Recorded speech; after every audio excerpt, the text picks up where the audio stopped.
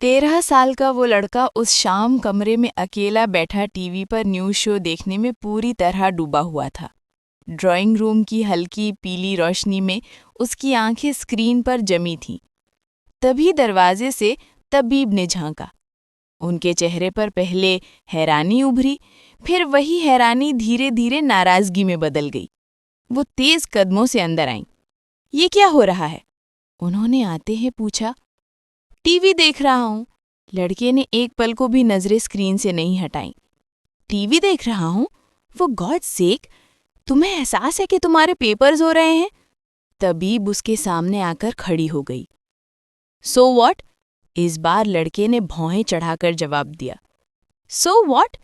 इस वक्त तुम्हें अपने कमरे में किताबों के बीच होना चाहिए, न कि यहाँ इस बेहुदा शो के सामने। तबीब की आवाज में अब सख्ती बढ़ रही थी। लड़का चिढ़ गया।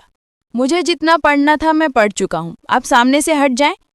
फिर भी उठो और अंदर जाकर पढ़ो, तबीब ने बिना हिले उसी जगह खड़े खड़े कहा। नहीं, मैं यहाँ से नहीं उठने वाला और ना ही अंदर जाकर पढ़ने वाला। मेरे स्टैंडर्ड और मेरे पेपर्स ठीक हैं, आपका नहीं।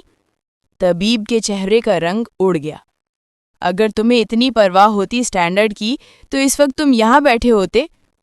लड़के ने हाथ से इशारा किया, स्टेप असाइड, जैसे वो अब बहस के मूड में बिल्कुल नहीं था। आज तुम्हारे पापा आएंगे, वही तुमसे बात करेंगे। तबीब ने आखिरी कोशिश की डराने की।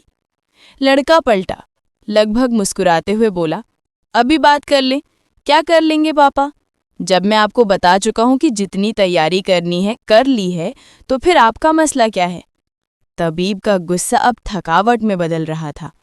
उन्होंने नरम लहजे में समझाया, ये तुम्हारे सालाना इम्तिहान है बेटा, इसे हल्के में मत लो। लड़का बेपरवाह सा बोला, मैं कोई 2-4 साल का बच्चा नहीं हूं कि मेरे पीछे पीछे घूमे। मैं अपने मामलात में आपसे ज़्यादा समझदार हूं। इसलिए ये बहस यहीं ख़त्म करें। अगला इम्तिहान ज़रूरी है और इस वक्त आप चाह रही हैं कि मैं कमरे में रहूं, लेकिन मैं नहीं जा रहा। तबीब ने आखिरी पत्ता फेंका, मैं तुम्हारे फादर से बात करूंगी। लड़का तिलमिला उठा। What a rubbish! वो अचानक गुस्से में सोफे से उठा, दोनों हाथ हवा में फैलाए, इमोशन की पूरी कुव्वत के साथ दीवार की तरफ बढ़ा और फिर तेज कदमों से कमरे से बाहर निकल गया। तबीब उस पर नजरें गड़ाए कुछ पलों तक वहीं खड़ी रहीं, हैरान भी और दुखी भी। उन्हें समझ नहीं आ रहा था कि ये जिद है या उम्र का ताव। फिलोमिना जफर अंस ने अपने हाथों में पकड़ा हुआ पेपर बंडल मेज पर रखा और एक नज़र पूरे हॉल में दौड़ा दी। पेपर शुरू होने में अभी 10 मिनट बाकी थे और हॉल में बैठे लड़के लड़कियां ऐसे लग रहे थे जैसे किसी तूफान की तैयारी चल रही हो। किताबें खुली, नोट्स बिखरे, नोटबुक्स तेजी से पलटती हुई और हर कोई आखिरी पलों में अपने अपने सफ़े पढ़ने की कोशिश कर रहा था। फिलोमिना ने इन सबको बड़े सुकून और तजुर्बे से देखा। 7 साल से वो यही मंजर देखती आई थी। घबराई हुई नज़रें, जल्दी जल्दी चलती उंगलियां, डरी हुई सांसें, और फिर एक छोटी सी मुस्कान उनके होठों पर आ जाती थी, क्योंकि ये सीन उनके लिए बिल्कुल भी नया नहीं था। हर साल 2 तरह के स्टूडेंट्स होते थे।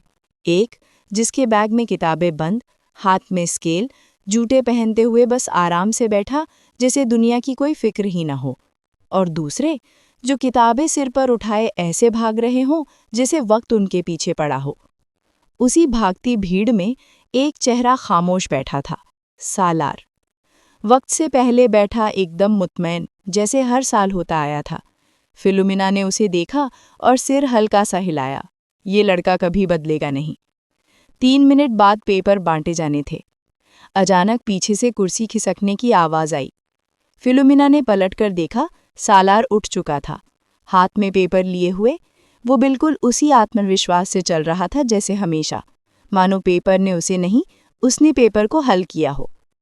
फिलोमिना जानती थी कि 3 मिनट में हल हो जाने वाले सवाल वो आधे घंटे में भी किसी को नहीं समझ आ पाते, लेकिन ये लड़का 3 मिनट में पूरा पेपर कर लाता था।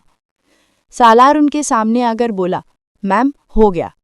फिलोमिना जानती थी कि अगर वो उससे कहे पेपर दोबारा देख लो तो जवाब वही होगा, मैम देख चुका हूँ, और अगर वो जोर दें तो सालार पेपर वहीं पर रखकर अपने लैपटॉप बैग में चीज़ें रखते हुए चला जाएगा, जैसे उसे कोई फर्क ही नहीं पड़ता।